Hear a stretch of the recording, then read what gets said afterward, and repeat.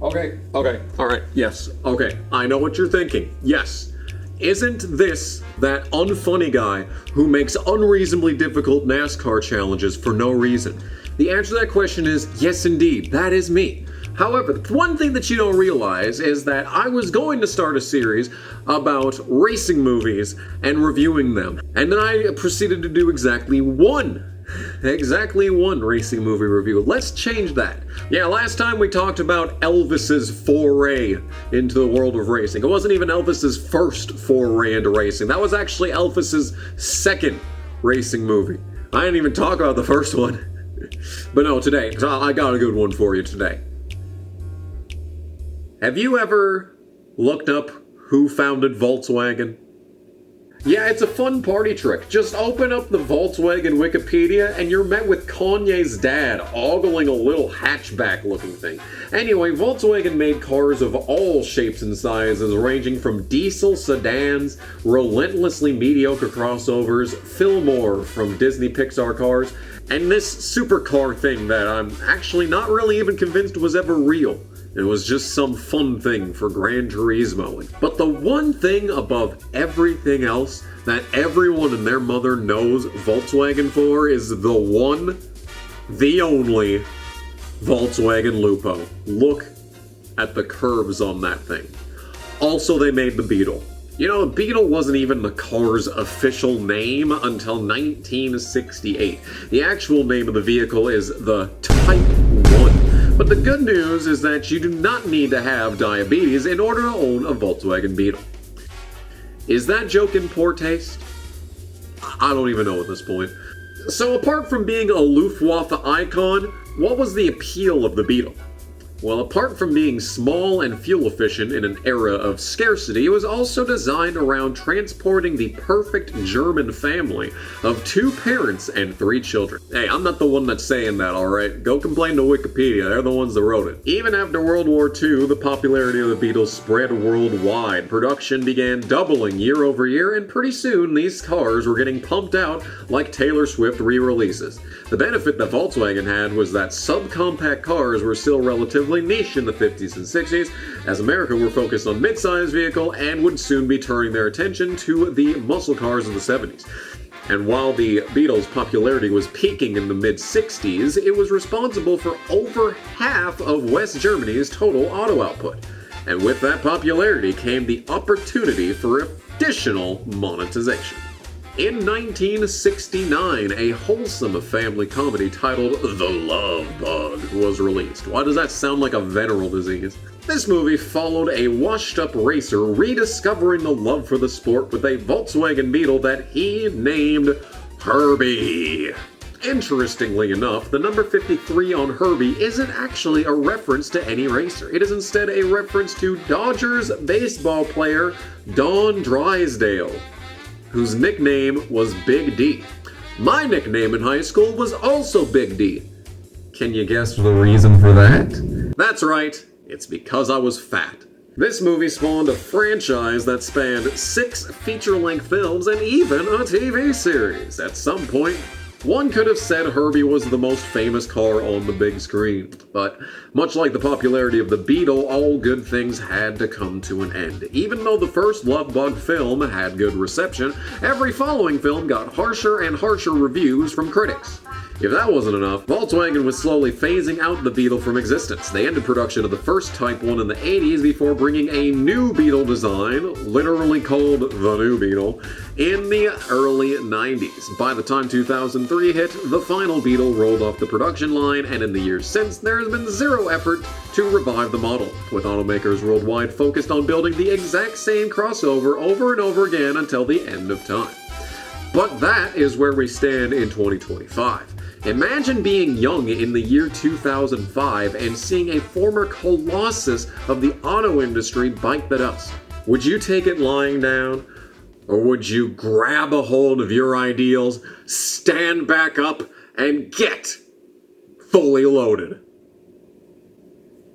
Herbie Fully Loaded. I have no idea how to open this video, I'm sorry. Herbie Fully Loaded was released in theaters on June 24th, 2005. Now, I said earlier that there were 6 movies in the Herbie franchise, but while that's technically true, One of them was a remake, so this would actually be the 5th original film in the franchise. I know, semantics, someone in the comments is probably mad about that already. And all of these movies were produced by Disney. That's right, this is a Disney movie, so the odds are YouTube isn't even gonna let me put up clips from this movie on the screen during this video, So if you ever want to help out a fledgling little YouTuber like myself fight back against the Mickey Mouse machine, why don't you click that button down underneath the video that says join, and you can become a channel member for $2.99. You know, just do whatever you want. None of this actually matters. It's okay. It's okay. Don't even like the video. Who cares at this point? Despite this movie making back its budget and way more, it was panned by critics, and as I said earlier, is the worst received movie in the entire franchise. Damn, when the hits start coming, they really don't stop coming, huh? The movie also stars Disney standout Lindsay Lohan, who was coming off hot from Freaky Friday and Mean Girls, so really what more could you have asked for in 2005? I guess we're about to find out. Were the critics right? Or do people just need to lighten up sometimes? Welcome back to Racing Movie Reviews, introducing Herbie Fully Loaded. The title sequence gives us several choice clips from the previous Herbie films, which, fair enough, the last fully original movie in the series came out 25 years before this one, so the odds the audience is up to speed is unlikely. I've never liked this opening, by the way. When I was little, I just couldn't put into words why the grainy old footage juxtaposed with the almost robotic acapella of the Beach Boys made me feel so off. In this day and age, I can very confidently say that the problem with this intro is that it gave off real analog horror vibes. Especially later on in the sequence, Herbie starts getting constantly abused. Why are you stopped under the rock slide? Step on the gas, idiot! I will say this much, the newspaper clippings during this are actually relevant to the film if you pause them to read. This one mentions Jim Douglas, who was the lead in the first Love Bug movie, so that's pretty neat. Alright, well, this is kinda morbid. When do we get to the funny ha-ha Disney antics? Well, here's your answer. An impecunious Herbie is being carried by a truck into a junkyard in a setting that evokes the worthless scene from the Brave Little Toaster. Hey, this is a Disney film after all, so if they start breaking into song at any point, I'm just gonna go watch the other Elvis movie. Now, I feel like this is actually a good time to mention I went to see this movie in theaters when it came out, and I got it on DVD when I was little, and have seen it at least 15 times. I think that's going to offer an interesting perspective versus Speedway, which came out before my dad was even born, so that'll be fun to follow over the course of this video. Anyway, in this scene, Herbie is introduced for the first time, and guess who's gotten an upgrade since the last time he was on screen? See, I haven't mentioned yet that Herbie is not only a Volkswagen Beetle that races, he is also sentient! Yeah, for a lot of this movie, we actually see Herbie's own perspective, which is kinda insane when you think about it. They never did this in the old movies, by the way. They just kinda said he was sentient, and you, the audience, had to go along with it. Now they've programmed actual body language into this fucking car. This is real, by the way. This isn't CGI. They built actual rigs to make Herbie emote IRL. That is crazy! Why is this movie rated so low? Guess we're about to find out. So this nameless truck driver found stole Herbie out of a barn or something and brought him to Crazy Dave for a quick buck. What a Chad. Is that blackface? Disney isn't beating the allegations. Herbie even does the oil leak thing in this scene.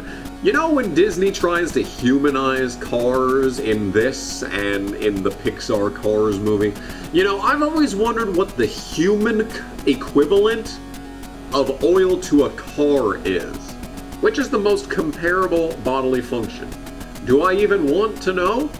No, not really, but it's the thrill of the chase that gets me. Herbie really doesn't want to get off this truck and even starts to burn out in reverse. You're telling me these guys just aren't noticing this?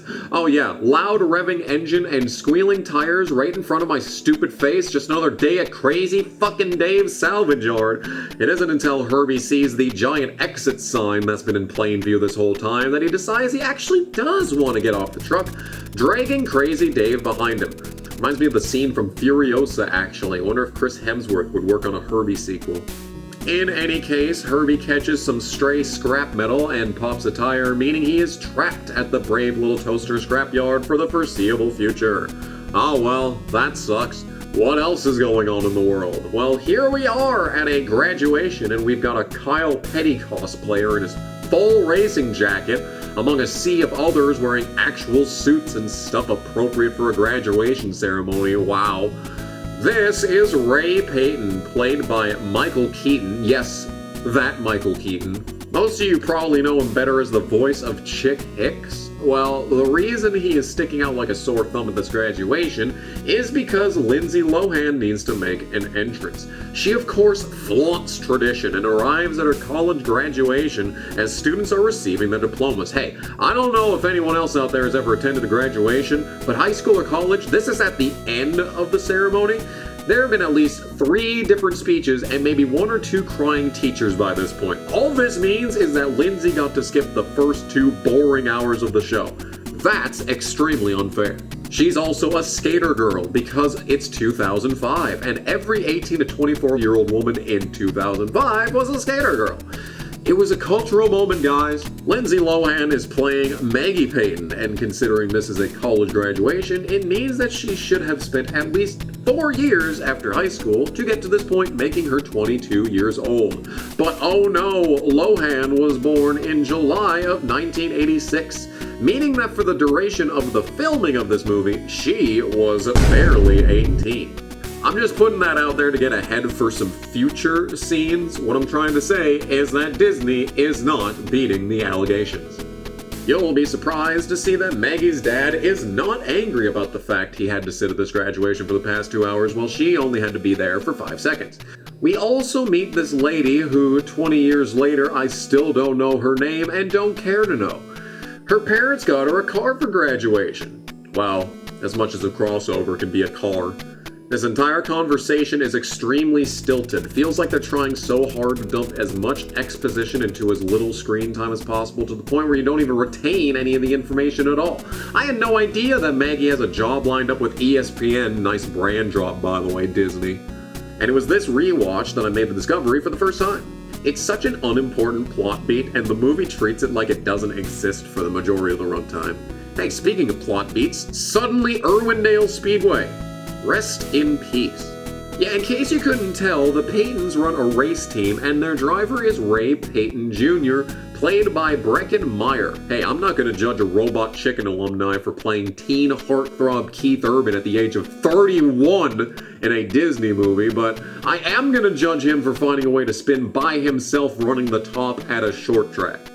The only time this dude is on screen is when he's wrecking cars. And yet this team managed to not only pull Bass Pro Shots, but pop eyes as well.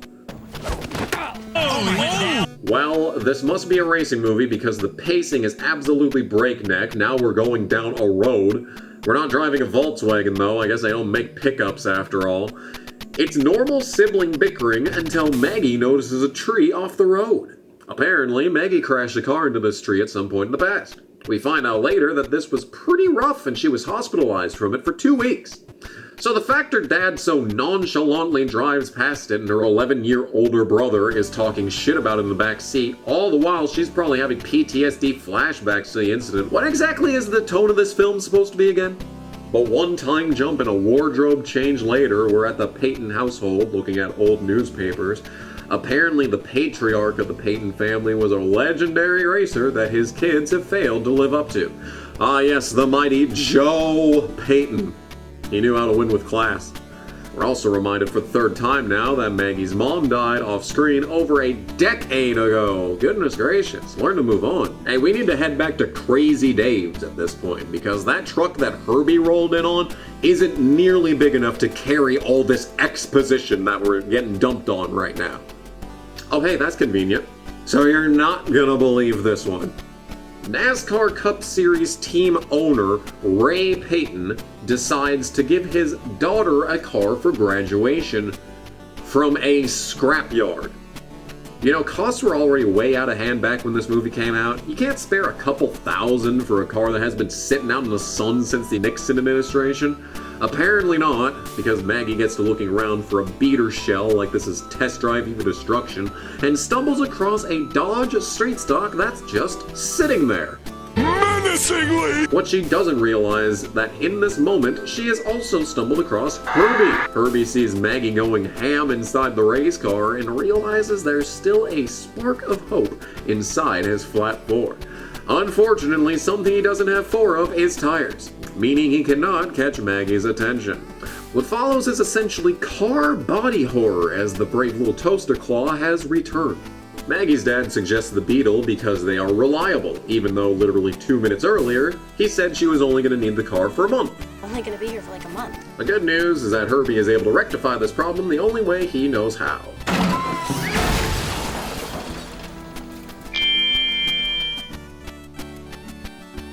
Huh. That's interesting.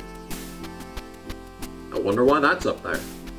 So they buy Herbie and fix his missing tire. Meanwhile, Herbie is ogling Lindsay Lohan. Did you forget she's a skater, by the way?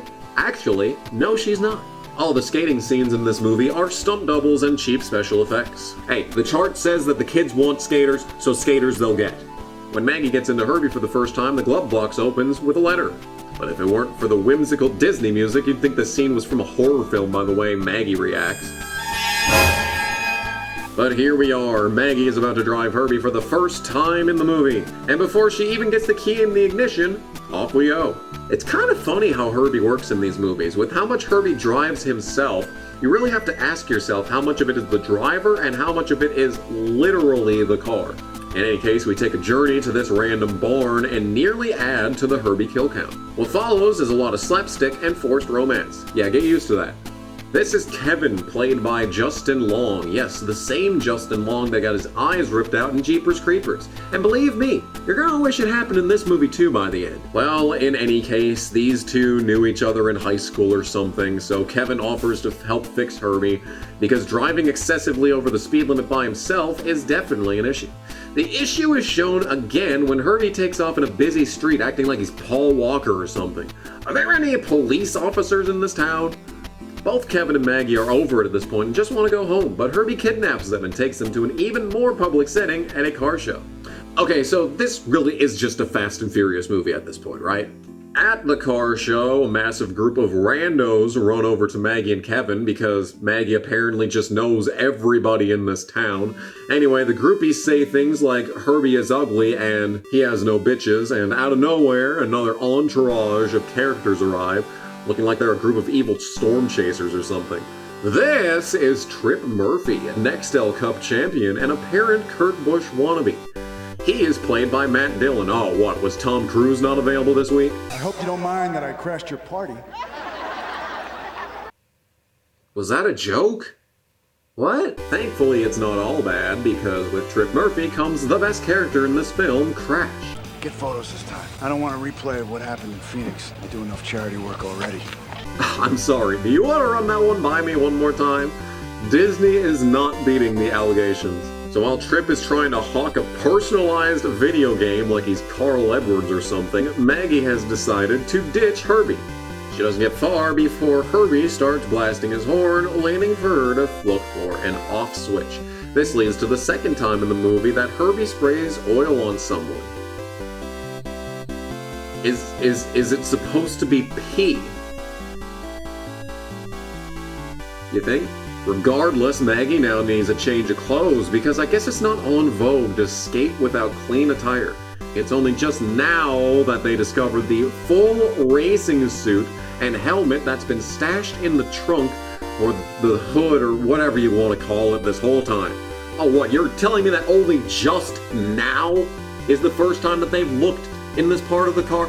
The trunk is the first place that you look in a barn find, alright? There's a 50% chance you find a Holy Grail, and there's a 50% chance you find a rat's nest. I'm telling you, man, it's the thrill of the chase. So Maggie decides to change fully in public in the back seat of a 1963 Volkswagen Type 1 in broad daylight. Kevin even tries to adjust the mirror, but Herbie moves it back by himself. Jesus Christ, don't forget that Maggie is barely 18 during this movie's filming. Disney is not beating the allegations. When Tripp insults Herbie before they leave, Herbie decides to take matters into his own hands. Wheels? I'm tired, man. He goes and keys Tripp's 2004 Pontiac GTO like he was Dean McKenzie in Need for Speed Most Wanted. What's really funny about this movie is that reframing the scenes and adding different music would result in it basically being a horror movie.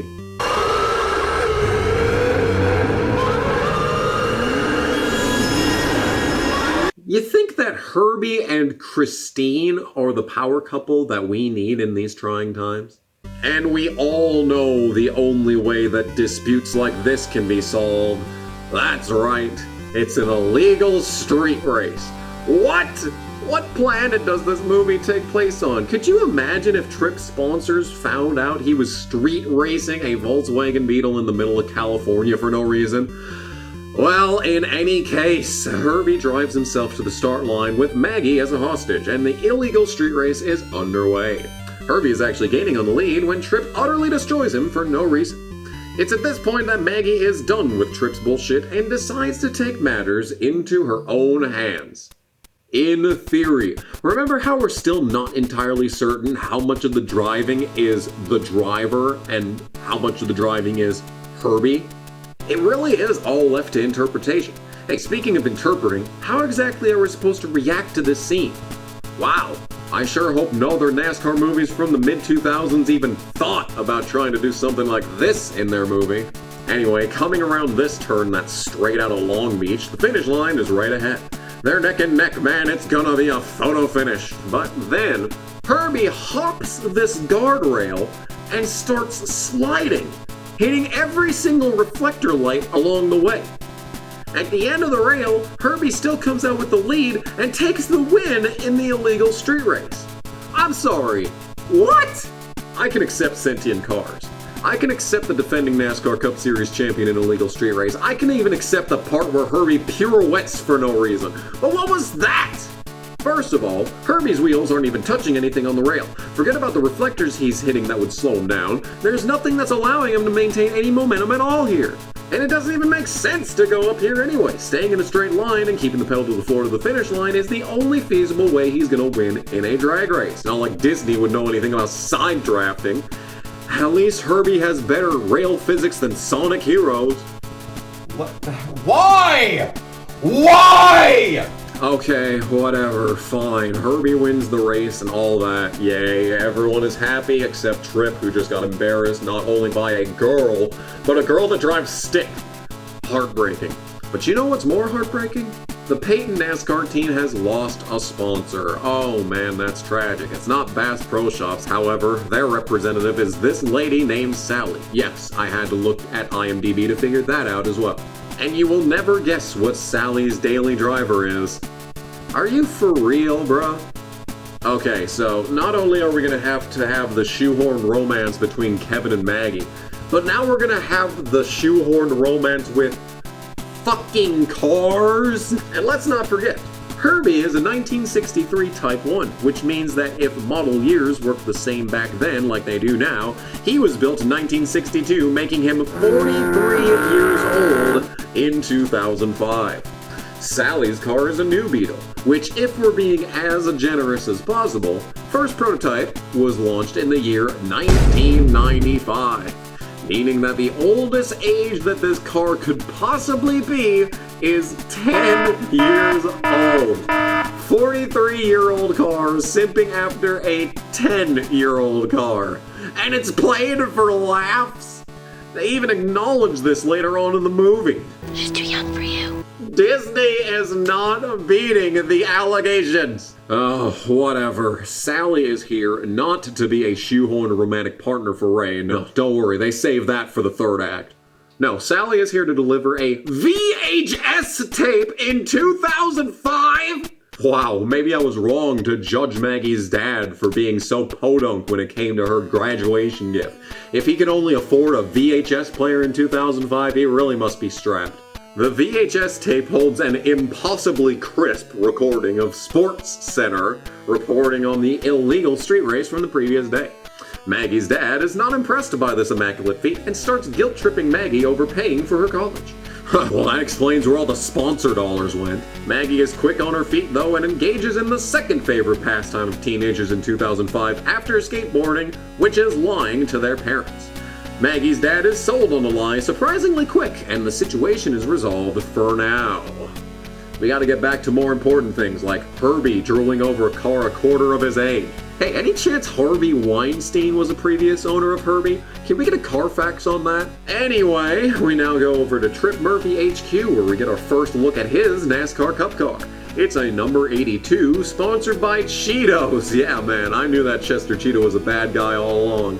Turns out that Herbie has carved a hole inside of Trip's skull and is living rent-free because Trip can't stop rewatching the clips from the race he lost. His plan now is to host another racing event to try and have a rematch. The way he's going to draw attention? He's putting up $10,000 to the winner. I'm sorry, what? The defending Cup Series champion, he is, by the way, the movie confirms that, he can only put up $10K as the grand prize in this tournament. And his marketing team works fast because literally the next day, a newspaper with an ad for the event lands directly into Maggie's face. Bruh, that ad alone had to have cost at least 20 times as much the grand prize of this tournament just to put in the newspaper. And there's no way they got this into every paper in the area overnight. Forget the ad approval process. Those papers for the week were already printed by Sunday and probably in people's mailboxes not much later. What I'm trying to say is that this is even less realistic than the rail slide that Herbie pulled off earlier. Also, why is this framed exactly like Final Destination? Did this movie have a single original thought in its brain? In any case, this is a Disney movie, so Maggie decides to disobey her father's orders and go back into disguise as Max and begin to upgrade Herbie for this race to a montage of the Ozempic song. Yeah, I can already feel the fat deposits melting off my tits. It's funny, I never heard this song anywhere else besides this movie until Ozempic came along. They just never play this shit on the radio. Almost every other song in this movie is from that 80s synth rock era that's used for nostalgia bait, like jangling keys in front of an infant. What I find amazing, however, is that these exact same songs are still overused to this day for cheap nostalgia. Hell, the Minecraft movie just came out and became a Gen Alpha sensation, and that whole movie was packed with 80s baits like Skid Row, which is not a bad thing, by the way. Skid Row still holds up. What I'm frustrated about is that this trend hasn't changed in the last 20 years. The only nostalgia bait in movies anymore is just 80s. There's no 90s grunge nostalgia bait. There's no 2000s angst nostalgia bait. Where are we gonna get the 2000s nostalgia bait? See, if we were to do a one-to-one recreation of this movie's soundtrack, as far as the ages of the music provided, the modern day one would have Creed, Limp Bizkit, Linkin Park. I mean, doesn't that sound peak? The point I'm trying to make is that our culture has stagnated so hard in the last 20 years, and we really need something to change. Don't think I'm done complaining about this montage, though, because throughout the whole thing, Herbie is doing everything in his power to be a sex pest and force Kevin and Maggie into awkward interactions. Wait, are these two supposed to be in love? If anything, Herbie has shown more sexual interest in Maggie than Maggie has to Kevin. And don't forget that Lindsay Lohan is barely 18 during the production of this film. Meanwhile, Justin Long is pushing 27. Hey, I'm not saying that large age gaps in relationships is inherently a bad thing. I believe that consenting adults should be allowed to do whatever they want with consenting adults. But you have to remember the context that this is a former Disney child star who has just become legal, and the very first script that she's handed is this one with all this sexualization. What I'm trying to say is that Disney is not beating the allegations. I really am just waiting for a military truck to appear behind Herbie at this point. Hey, speaking of dying, the Peyton NASCAR team is on the chopping block as Sally appears in the next scene to let Maggie's dad know that Bass Pro Shop is dropping their sponsorship. I guess they didn't beat Mike Skinner enough times. But there's no time to mope, because it's race day! Which means it's also 80s music montage time! I appreciate the cup car with the new sponsor logos. I guess maybe Chester Cheetah isn't as evil of a corporate mascot as we thought, huh? Yes. Well, the most incredible part of this tournament is that it literally is just the desert drag races from the first Fast and Furious. Wow! You know, this movie has stolen so much from so many other movies, it's almost a self-parody at this point. Even when I was 7 years old watching this movie in the theater, I thought to myself at this point, alright, this is a little bit derivative, don't you think? Well, in any case, Herbie wins all the races because of course he does, and the stage is set for the rematch between Herbie and Tripp tomorrow morning. Woohoo! But all is not great, as we get this personal scene with Tripp, who is analyzing videos from the day's races, and he makes the unbelievable discovery that Max is actually Maggie Peyton. Oh my god! Yeah, give me a break. There is no chance that no one else has figured this out yet. Look at how lit up her face is! Are we really still pretending that this visor is hiding anything? I guess we are, because in the next scene, Tripp confronts Maggie under the pretense that Max is someone else. But what I love about this scene is how raw it is. I really do think this is the best sequence of the entire movie because it comes off very genuine. Matt Dillon and Lindsay Lohan are above average actors, and the overall writing may be underwhelming at best, but this scene digs into the core of Maggie's character better than any whimsical Disney magic ever could.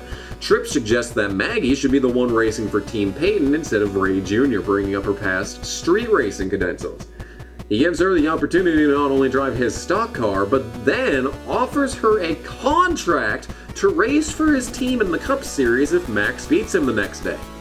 Maggie agrees to it only on the condition that if Max loses, Tripp gets custody of Herbie. This scene is completely believable from Maggie's character because she knows she's capable of beating Tripp, and she also knows that no one else is ever going to offer her a chance to race in NASCAR. Forget whether or not Tripp is actually being genuine. She knows her dad is never going to give her a chance like that in a million years. All Maggie has wanted to do from the beginning of the film is race, and Tripp, even if he's bullshitting, is appearing in the moment to give that opportunity. You can give or take whether or not this is cheating on Herbie, which is exactly how Herbie takes it, by the way. I would take this deal in a heartbeat if it meant racing in the Cup Series. This is a great scene, even if it goes exactly the way you'd expect it to. While Maggie is driving the stock car, Tripp tries to sabotage Herbie, because I guess the razor from Need for Speed Most Wanted comparison wasn't too on the nose already, and Herbie sprays a character with oil for the third time in this movie. Is it calm? The next day, Maggie is at the house when someone appears. Charisma! Wait, her name is Charisma? Wow, the irony is palpable. I haven't seen a character who embodies the opposite of charisma this hard since the rapey guy from the Elvis movie. Well, this chick went to Paris earlier in the movie and is back already because... Paris was a drag. I haven't mentioned this yet, but the events of this entire movie take place over the course of 1 week. And if Maggie graduated on a Sunday, like most college graduations take place, that means that Charisma left for Paris at the earliest on Sunday night. Maggie got Herbie on Monday, raced Tripp the same day, and entered the tournament on Wednesday, making it Thursday at the latest.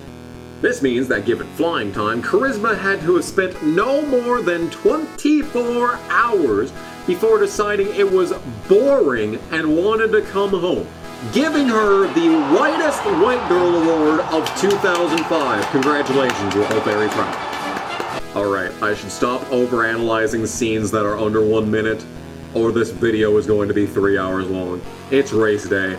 Herbie is being a little bitch and smoking from under his hood even though he's a mid-engine car. Charisma is here because of course she is. Maggie's family and Sally are here too because... I have no idea. The only thing this scene is missing is Mia to tell us to wait for Tripp to ship first. The race starts, and we get some actually decent shots, interspersed with some strange green screen effects. You're telling me they couldn't film this in the wild like in Mad Max? Hey, Mad Max would have been a great nickname for Maggie's persona if this movie, actually gave a shit about that. I don't know, man. Herbie sabotages the race by laying on the brakes and loses. Uh-oh, SpaghettiOs. So now we get the obligated super sad scene of everyone being mad at Maggie. Kevin is mad that Maggie put Herbie up for pinks, which is strange for him to say. Maggie was going to win the race and not only keep Herbie, but also win Tripp's stock car. Herbie is the one that laid on the brakes and lost on purpose. If anything, Kevin should be mad at Herbie, but instead, he says Maggie stabbed Herbie in the back. What? Then comes Maggie's dad, who is mad that she not only was racing behind his back, but she also lied to him about not racing, which is at least a more fair criticism than Kevin's. And this whole scene is supposed to make me feel bad for Herbie, but movie! He is the one that lost the race. Everything Herbie has coming to him is his fault. I don't care. Oh my god, so Maggie and Charisma almost die in a car crash in the next scene before Maggie goes to Tripp to try and buy Herbie back. But as it turns out, she's too late. As it turns out, there is a battle royale taking place at Jimmy fucking D's Demolition Derby Arena. Look at this crowd, holy shit. NASCAR could only dream of drawing fans like this in big 2025. And the best character in the film is here to deliver the best line reads in cinematic history.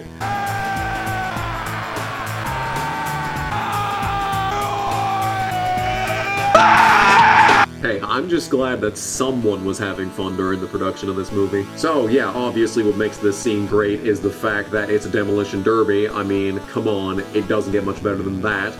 Maggie arrives just in time to be told by this stone cold wannabe that she should not run into an active battle royale arena. Thanks for the update, bud. Here we are introduced to Jimmy D himself, played by Patrick Crenshaw, who only had a few months left to live after this movie was released. The scene hangs on him for quite a long time, so I thought maybe he was someone that audience members would have reacted to, like Tobey Maguire in Spider-Man No Way Home, but no, he's just some random old guy with a litany of minor roles over the course of his decades-long career. I guess he was an Air Bud. Definitely an A-list movie right there. Good man, but I'm not entirely sure what the direction was doing here. Anyway, Herbie is getting the shit beat out of him, and it's all framed like the audience should feel bad. No! He brought it on himself. I will not be manipulated by you, movie. Matters aren't improved when old El Toro Loco comes out. This doesn't really feel like it's in the spirit of competition, but hey, the crowd loves it. Even Crash loves it, despite the fact he is in the car that is undoubtedly going to get crushed first. Bro tightens his seatbelt at this sight. What is he doing? I love Crash. He is the best character in the film. And we got Lemmy Kilmister here, who couldn't even remember his one line before looking directly into the camera lens. Anyway, Maggie makes the reasonable decision to jump into the active arena like a Kevin Ward Jr. on steroids, nearly getting run over multiple times. I'm not really sure what her plan was. She saw Herbie from the stands, but once she's down in the arena, she's running around like a chicken with its head cut off. But once she finally finds Herbie, the pep talk she's giving doesn't work. Looks like Herbie has accepted death with grace. That's morbid for a Disney movie. It isn't until the monster truck appears from behind Maggie that Herbie realizes, wait a minute, Maggie could die standing in this arena, and actually decides to do something. But oh no, here comes El Toro Loco. Thankfully, the bullet time allows Herbie to get in there and save Maggie's life. Hey, can we just stop here for a second to acknowledge this guy was completely content to run over this chick in front of an entire arena of people? I know 10 cars enter and 1 car leaves, but how is Lemmy going to explain this to the police once it's over? Ejectocito, cuz! What follows is another 80s break. I didn't even think cars had radios back in the 60s. I don't even know what's going on at this point. Herbie does the Lightning McQueen jump and lands in El Toro Loco, which somehow destroys the monster truck. Oh, I forgot about that. And Herbie appears to be the last car standing. Does that mean he won? Was there a cash prize for winning the Derby, or was it literally just a set piece? And not only that, during and after the event, Herbie is driving as good as ever, but once they return to the barn, Herbie is suddenly barely running and falling apart. Now you're gonna tell me that he had car adrenaline coursing through his engine? Give me a break. Also, the forced separation of the protagonist trope is still one of the worst in cinema. Maggie and Herbie were apart for an entire 5.5 minutes of screen time. What is even the point? On that note, we're thrown into a qualifying session for the Cup Series, and oh my god, it's Alan Bestwick and Benny Parsons. Okay, this movie is peak. As you can see, it's qualifying for the California Cup race. Hey, remember that track? Meaning that it's Friday in the timeline, just in case you're keeping track at home. So that means that all the events since Charisma reappeared in the story took place in one day. So now you understand why this movie's timeline is utterly unhinged. You thought this movie was moving at a breakneck pace? Well, that's the reason right there. In a stroke of complete luck, Ray is finally able to qualify into a Cup Series race. Wow, talk about miracles, but the luck doesn't last long, as after lap is over, Ray blows a right front and destroys the car, putting himself in the hospital in the process. I do appreciate that they actually took the Popeye sponsorship off the car in this scene, because that actually has continuity from earlier when Maggie's dad said they lost a sponsor. That was definitely not intentional from the director, by the way. In the hospital, we find out Ray can't race, and everyone in the room says that Maggie should. But because of misogyny or something, Maggie's dad says no. Okay, I say all that, but what I'm most surprised from this movie is that they don't really make that big of a deal about Maggie being a girl that wants to race. Sure, it's brought up every now and then, but if this movie came out today, it would be all about evil men laying it on thick about how Maggie can't race because she's a girl. The excuse that Maggie's dad uses in the scene is that he's scared to lose not only Maggie, who almost died in a car wreck before the movie, but she also reminds him so much about his dead wife. It's a pretty derivative excuse, but I can only imagine how this would have been written by today's Disney writers. In whatever case, he says no, so I guess that's that. Except no, it's not, because here comes the Team Peyton hauler looking like they're racing ARCA, not the Cup Series, and there's old Ray Jr. They decide that Maggie's dad is a bitch, and they will enter Maggie in the 56 car on Sunday. But no! Maggie will only race in Herbie because she learned that being loyal is the only thing that matters, which is exactly why she's going behind her dad's back for the third time in the movie to enter the race. Okay, forget about Maggie even being approved to race in the Cup Series. She hasn't even made a Truck Series start yet. They really think that NASCAR would allow a Volkswagen Beetle to race in the Cup Series on one night's notice? Yes. Yes, I 100% believe that NASCAR would let that happen. And now it's time for another 80s montage, because I don't even care at this point. This is nearly identical to the rebuilding the car scene from the Elvis movie, now that I think about it. And wait. You're telling me that this NASCAR crew just so happens to have spare body parts for a 1963 Bug just on hand at all times? What? Why would they have that? This doesn't make sense! What is going on? Oh my god! We are at California Speedway now, and Herbie makes his entrance not only with Goodyear tires, but a flat rear spoiler. Oh yeah, I definitely think that will make tech. Wonderful. It's a Jeff Gordon and Jimmy Johnson cameo. Makes me wish the kill counter would go up another couple. And how about the racing suits? I guess Bass Pro is still sponsoring the Peyton team, but they couldn't bother to add the logo to Herbie? Not even across the windshield. Come on, guys. Maybe they needed to move the number forwards. Casey! Also, it's interesting that they chose to have Maggie wear the 56 hat for this shot and not, I don't know, Bass Pro. For that matter, why is the Peyton number 56 if Herbie's is 53? That just seems needlessly complicated. They were so close. Why not just go all the way at that point? Everyone is cheering Maggie in the stands, because I guess they forgot they were mad at her literally days ago. We also got this dude paragliding in with the flag twice. Maggie is also using an open-face helmet, which was already banned in the Cup Series by this point. And take a look at those two cars.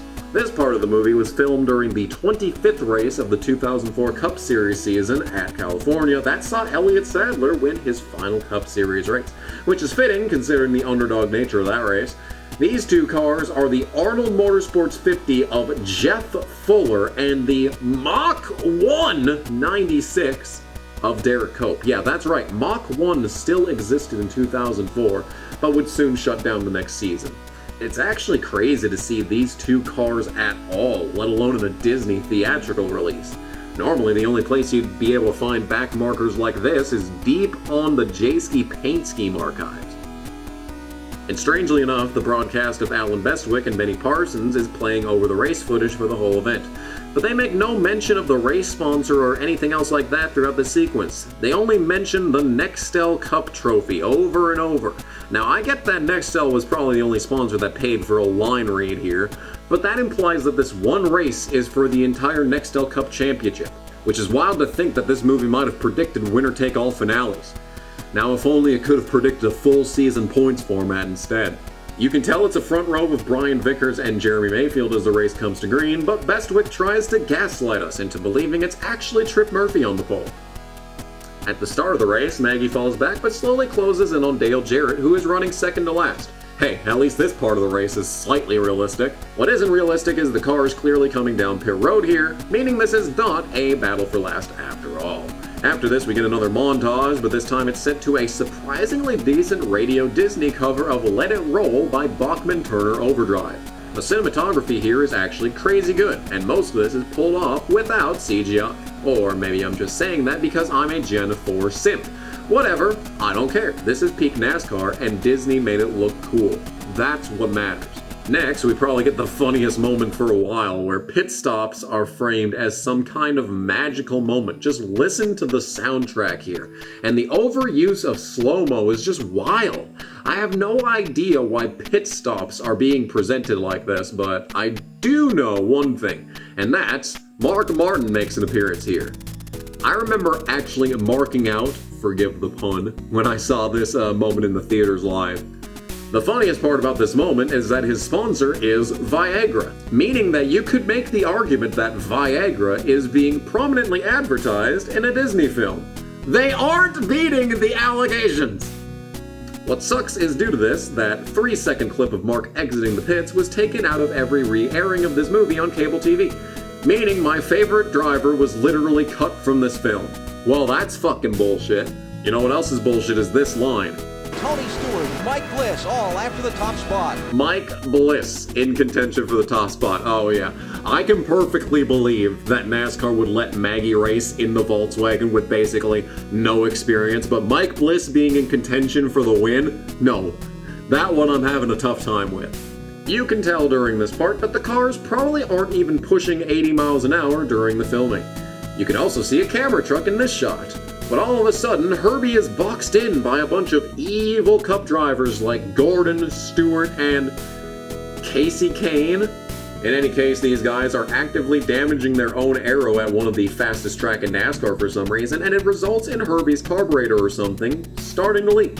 Also, you can tell that this move puts Herbie into the lead of the race, but literally the next shot, he's back behind Stewart and Gordon. What exactly did this accomplish?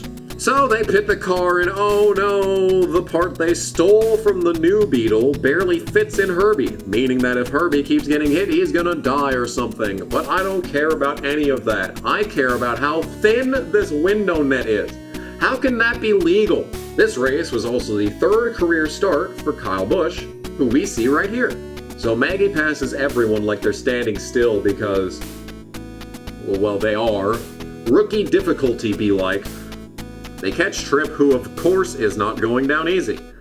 Oh hey, they got tracker boats on the back of the car, but no sponsors anywhere else on the car. Hey, speaking of the back of the car, why didn't they put rookie stripes onto Herbie? Did this movie also predict NASCAR removing those? Trip goes in for one last hit before Maggie hits the brakes, and Trip goes full Ryan Preece, getting sent into space. Oh, that's some ugly CGI right there, but hey, the good news is that Jeff Gordon was also involved. But oh no, the track is blocked. Ah! What's Herbie going to do about this? You think he's gonna go to the wide open space on the left? No, of course he's not. Herbie is going to go up the wall and literally ride the catch fence around this wreck. Sure, that makes sense. If only Austin Dillon had done this at Daytona in 2016, then we wouldn't have had to watch him do this gay-ass wave after he climbed out. Hey, I'm allowed to make that joke because he survived. But no, of course, Herbie is 100% fine and sticks to the landing and wins the race because it's a Disney movie. And hey, why is Gordon second? What happened? He was just spinning. Oh, whatever. Herbie wins the race. Everyone's happy. There's more unnecessary CGI. Trip gets sent to Brazil. And we get incredibly unearned romance. Speaking of that, the final scene of this movie is Maggie's dad lecturing a Herbie like he's also his son or something. And then, if that wasn't enough, it looks like Maggie's dad and Sally have gotten together too! Disney! Does every single character in every single one of your movies have to have a romantic interest? Can't any relationship be platonic? And if that's not enough, we find out that the other beetle is sentient as well! And apparently consents to going out with the car 3 times her age. And, I am not kidding when I say this is the final scene in the Herbie franchise as of the recording of this video. As it turns out, the entire movie was a love story. And this really is the end of everything. The end of Herbie as a character, the end of the Beetle as a car, and the end of my sanity as I know it. Oh, and before I forget, after more nostalgia bait, the second song that plays in the credit sequence for this film is the lead single off Lindsay Lohan's debut album, and you're not gonna believe this one. This song is titled First, and here is the chorus. Don't wanna be like every other girl in the world, like every other one who wants you. 'Cause when I see you, something inside me burns. Then I realize I wanna come first. That's the hook that I want my daughter to sing all day. I wanna come first. Disney will never beat the allegations. Wow, what a movie. I really had no idea how much they tried to jam-pack into this 90-minute runtime before watching this again. And they left a lot on the cutting room floor too, because the DVD comes with nearly 20 minutes of deleted scenes. As a great man once said, man, oh man. Yeah, I have no idea what to even say at this point. This movie was so chock full of tropes and cliches that I'm not even sure where to start. 20 years later, this movie is mostly a microcosm of everything that made the turn of the millennium what it was. Skater girls, 80s nostalgia, and Disney sexualizing their now of-age child stars.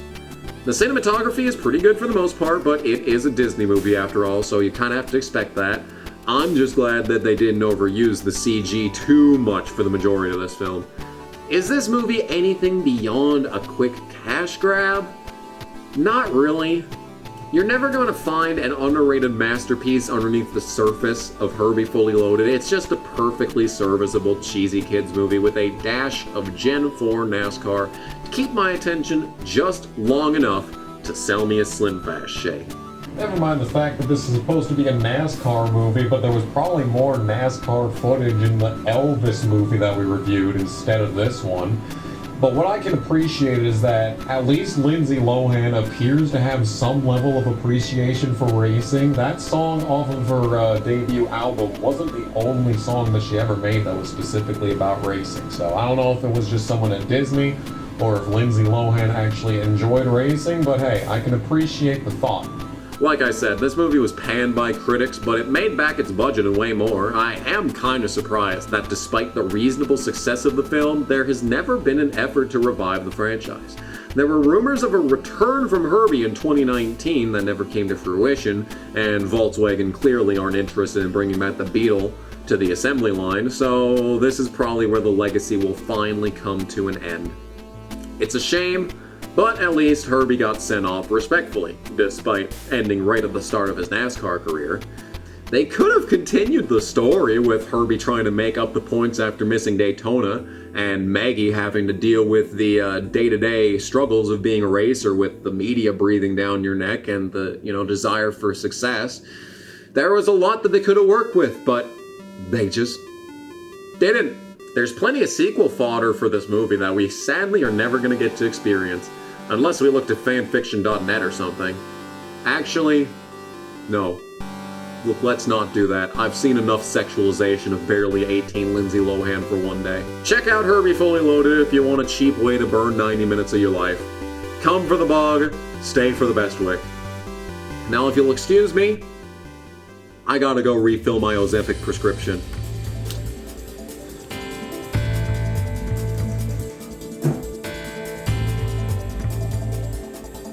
You ready to do this? That's right.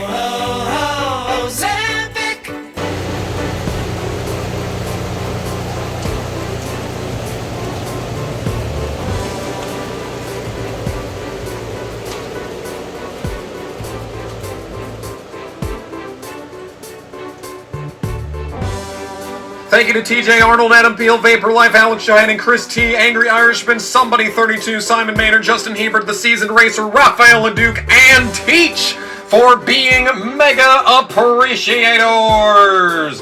Join by clicking the button below. Thanks for watching. Bye.